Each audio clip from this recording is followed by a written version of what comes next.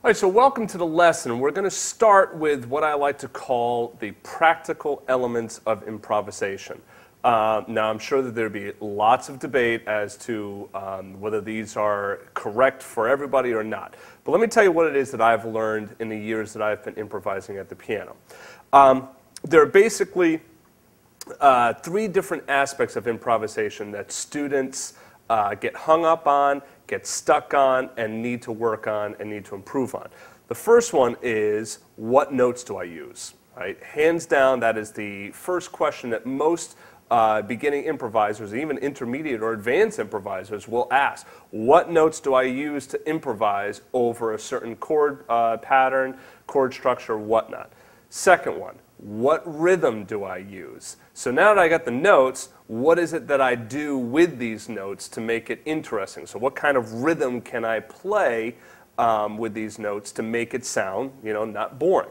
Third of all, can you guess what it is? It's the one that people usually don't think of when improvising, and it's the one that can actually hang you up the most. And that is my fingering, paying attention to your fingering and making sure that you're in a proper position.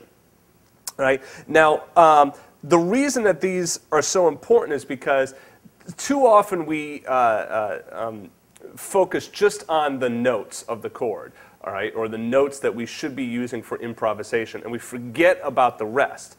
Well, let's talk about that for a brief second. If we think of improvisation like a language is using words, but you have to know how to put these words together so you don't fumble up. That could be considered your fingering. That's kind of like analogous to your fingering, right? And then also you need a flow to your words. If you just talk like this, it doesn't flow. Even though you're using the right words, it sounds funny.